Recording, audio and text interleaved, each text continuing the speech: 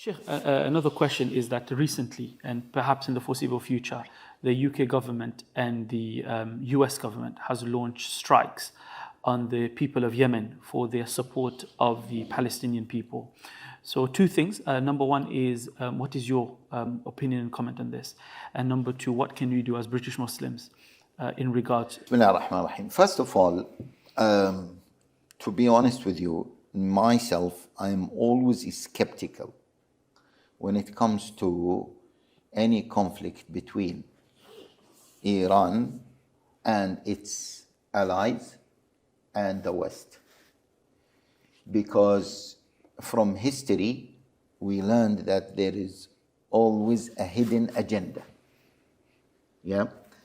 That doesn't mean that they don't have conflicts. Yes, they might have conflicts to a certain degree, but both of them agree that they should not take the conflicts to another level. Why? Because America is in favor of the presence of a strong Shia state in the Middle East. Okay? And why? Because the presence of a strong Shia state in the Middle East will challenge the Sunni Muslims and might weaken Sunni Muslim states such as Turkey, Saudi Arabia, Egypt. And it will create disunity within the Muslim Ummah and will also weaken Sunni Islam. And Sunni Islam, it is very unfortunate, it is the main threat for the Islamophobic Western governments or Islamophobic America, because America has two sides, one side or one face that is Islamophobic and one face that is not Islamophobic. The people of America, many of them are not Islamophobic. Same thing with Britain. Yeah, so we have to be careful and we have to be just. Allah Jalla ala commanded us to maintain justice. So anyway, so I am always skeptical of the relationship between Iran as a Shia state and the West. And I always think, is there any hidden agenda even behind their conflicts? Okay? I don't want to be naive. I'm not confirming that this is for showing off. I'm not confirming that, but I have to be very skeptical. Okay? This is one thing. And history has proven that. Now, the second thing, if there was no agenda, no hidden agenda, and it was these were true strikes, okay, this is very dangerous, extremely dangerous, because this will widen the scale of the war. And when, see, the war, if it is not contained quickly, yeah, and justly, it will lead to another war. And the other war will lead to another war until it becomes a global war. Unless the United States and the UK, they are interested to see another world war. If they are interested in this, I don't know about that. Again, these are deep geopolitical issues that maybe lay people like ourselves, even if you read, if you follow, there are some geopolitical things that we are unaware of. And the superpowers, normally, they have their own long-term agendas, and they might get into wars because the wars will serve their own interests. So, but it is really very dangerous because Russia is watching that, China is watching that, and they might interfere.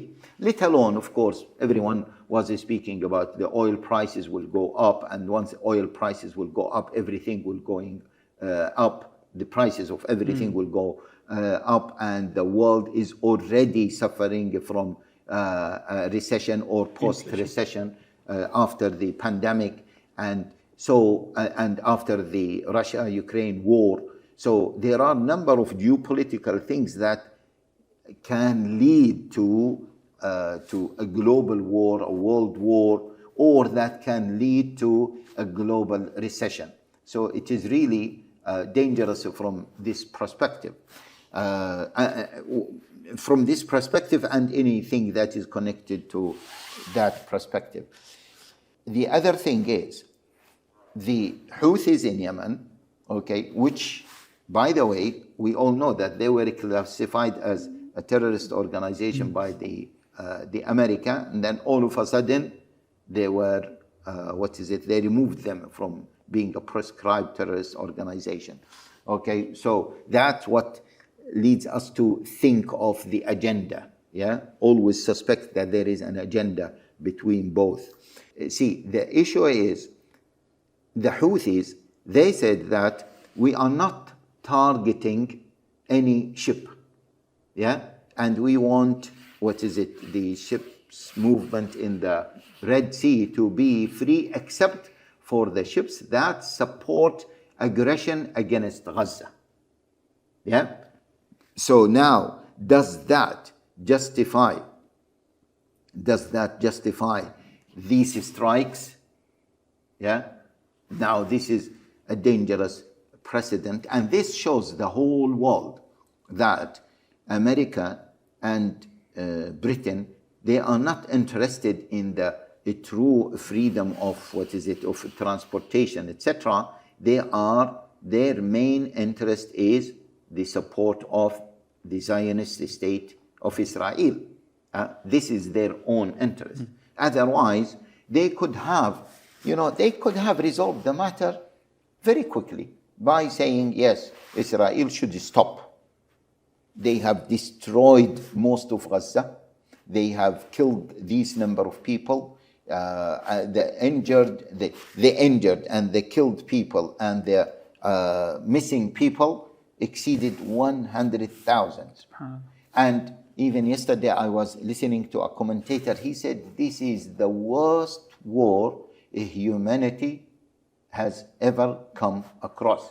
He said even the Second World War was not like this because it was a global war, not a small area to be bombed continuously. The amount of bombs that been dropped on it, they are equal to 3 nuclear bombs. This has never happened in history. So America could have stopped the war easily in order to stop the escalation of the war. But it seems that America is interested in seeing a global war. America and the UK. I don't know, I cannot confirm that, but this can be seen.